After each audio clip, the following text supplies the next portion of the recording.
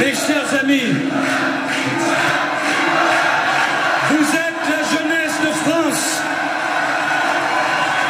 Vous avez 20 ans, vous avez la vie devant vous et la tête pleine de questions auxquelles vous n'avez pas toujours de réponse. 20 ans, est-ce le plus bel âge de la vie? Est-ce le pire? La réponse viendra plus tard. Quand la vie aura passé, la vie avec ses joies et avec ses peines, et quand chacun se souviendra des poèmes appris lorsqu'il était enfant et qui reviennent à la mémoire quand s'apaise le tumulte de la vie. Vous avez 20 ans, vous avez la vie devant vous, et cette vie n'appartient qu'à vous. Ne laissez personne vous la prendre. Ne laissez personne écrire votre histoire à votre place. Personne. Car c'est l'éternel dilemme de la jeunesse. Vivre son histoire ou la subir. Oui, mes chers amis, vous avez 20 ans.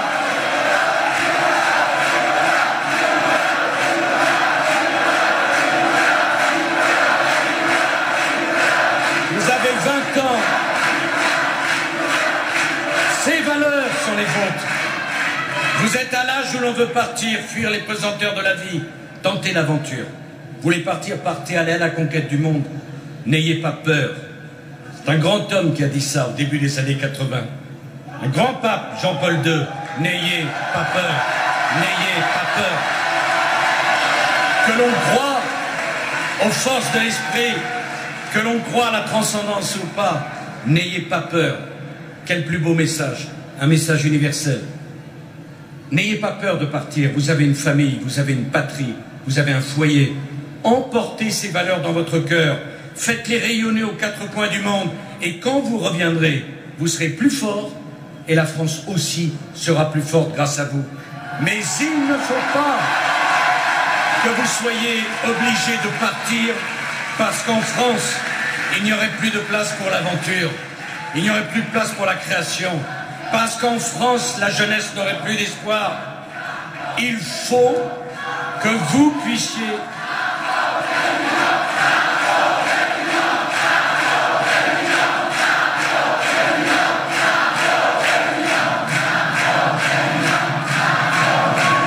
Moi, je veux que la jeunesse de France puisse tenter l'aventure. Je veux que l'audace soit regardée comme une vertu. Je veux que l'on n'ait pas peur en France du talent, de la réussite, de l'esprit d'entreprise, de la création, de l'innovation. Je veux même que vous n'ayez pas peur de la transgression, que vous n'ayez pas peur de surprendre, que vous n'ayez pas peur d'étonner, que vous n'ayez pas peur de déranger. L'avenir appartiendra à ceux qui créeront, à ceux qui inventeront. Alors, vous voulez devenir entrepreneur, artisan, commerçant, exercer une profession libérale? Nous avons décidé que vous ne payerez pas de charges tant que vous n'aurez pas de chiffre d'affaires, parce que nous voulons encourager la création, l'audace et l'esprit d'entreprise. Et je vais vous dire une chose, je veux que la société se porte caution pour une jeunesse qui veut étudier, qui veut travailler, qui veut conquérir sa place dans la société, qui veut prendre en main sa vie d'adulte. Je refuse l'assistanat. Il n'y a pas qu'un seul parcours de réussite. Et pour ceux qui ne sont pas faits pour les études longues, pour ceux qui ne sont pas faits pour les concours, je veux un véritable droit. Un droit à la formation professionnelle. Ayons le courage de reconnaître que ce droit n'existe pas. Il y a trop de structures, trop de corporatismes, trop d'entreprises qui ne s'ouvrent pas aux apprentis. C'est peut-être la plus grande injustice de notre société.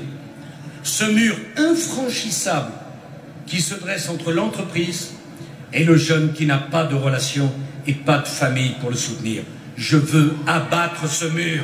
Je veux que l'alternance soit un droit. Désormais, les entreprises de plus de 250 salariés accueilleront obligatoirement un nombre d'apprentis égal à 5% de leurs effectifs. Et j'obligerai les banques, les entreprises d'assurance, mais aussi, cher Jean-Louis, les administrations à accueillir des apprentis. L'assistanat est une infantilisation de la jeunesse. Aider la jeunesse de France à entrer dans la vie d'adulte, dans la vie active, voilà mon projet. Prenez des risques. Si vous tombez, nous vous aiderons à vous relever. Si vous échouez, nous vous donnerons une deuxième chance. Prenez des risques. Vivez votre engagement. Ne laissez personne fixer des limites à vos ambitions et à vos rêves. Faites votre vie. Jeunes de France, ensemble, nous écrivons la plus belle page de l'histoire jamais écrite dans